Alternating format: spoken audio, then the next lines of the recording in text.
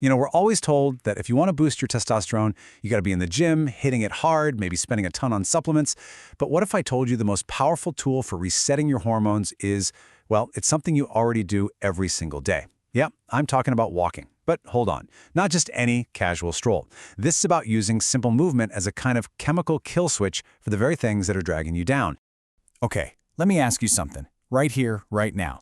Just take a second. Are you sitting down while you're listening to this? Because if the answer is yes, you need to hear this. Your body, right now, is basically in a state of biological emergency. It interprets that sitting, that stillness, as a signal to go into hibernation. And what happens in hibernation? It shuts down anything non-essential, and that includes actively suppressing your manhood by tanking testosterone production. Now, let's be clear, this isn't about being lazy. This is pure hardwired biology.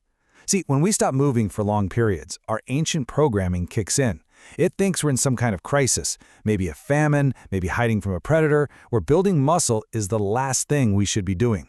So it just slams the brakes on the whole hormonal engine. And look, the hard data absolutely backs this up. A major study found this incredible, direct connection. For every, and I mean every, 1,000 extra steps you take in a day, your testosterone can climb by a solid 7 nanograms per deciliter. Think about that. If you're stuck at a desk all day, maybe getting 4,000 steps, and you push that up to 10,000, that's a potential 42-point jump, just from getting up and moving your legs. It's wild. So why? Why is sitting so incredibly destructive? Well, it all comes down to these 3 hidden enemies that are constantly waging war on your hormonal health. Let's unmask them, one by one. Okay, first up, we've got something called the cortisol steal. Picture this. Your hormone system is like a factory. It has a limited supply of one key raw material, cholesterol. Now, this factory can build 2 things, testosterone or the stress hormone, cortisol. When you're stressed out, and sitting for long periods is a low-grade stressor, your body goes into panic mode. It diverts all the cholesterol over to the cortisol production line. It is literally stealing the building blocks for testosterone just to pump out more stress hormone. All right, enemy number 2, I call this one the aromatase factory. We're talking about that hard, visceral belly fat, the dangerous stuff around your organs. Well, that fat isn't just sitting there. It acts like its own little parasitic organ, and it's pumping out an enzyme called aromatase. And what does aromatase do? It just takes your hard-earned testosterone and chemically converts it directly into estrogen. Yes, you heard that right. Your own body fat is actively working against you. And that brings us to our third and final enemy, the insulin trap. You know that sleepy, sluggish feeling you get after a big meal? The food coma? Well, that's your body getting absolutely flooded with insulin to deal with a massive blood sugar spike. And here's the kicker. High levels of insulin send a direct, blaring signal to your testes that says, "Emergency! Shut down all testosterone production now." So there you have it, the 3 enemies, stress, belly fat, and blood sugar spikes. It sounds pretty bleak, I know. But here is the really good news. We have one single, elegant, and unbelievably effective weapon that takes on all 3 of these bad boys at the exact same time. And this is exactly how walking wins the war.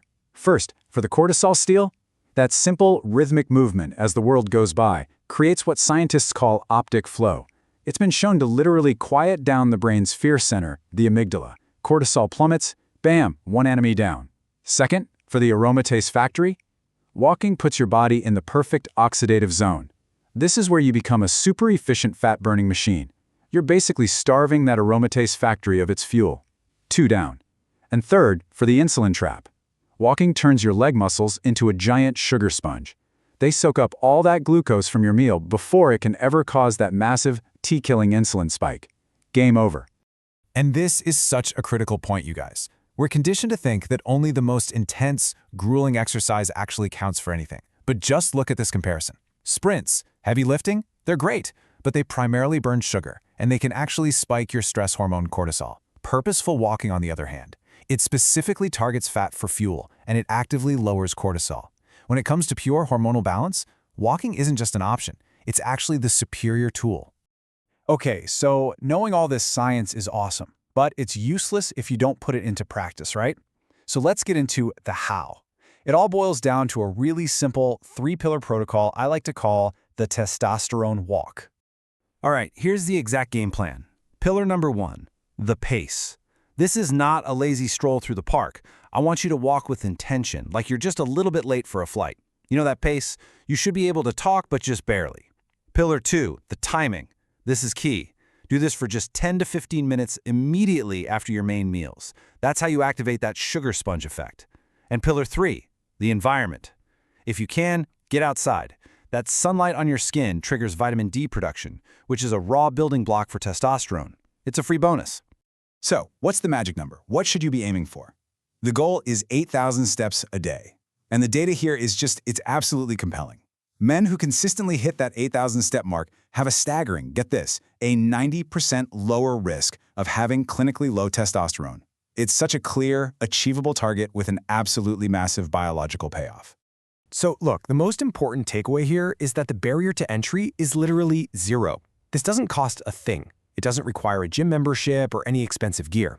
All it requires is a decision to stand up and start reclaiming your biology from a modern world that is basically designed to keep you seated and sedated. You've just been handed the code to your own body. So the only real question left is, what are you going to do with it?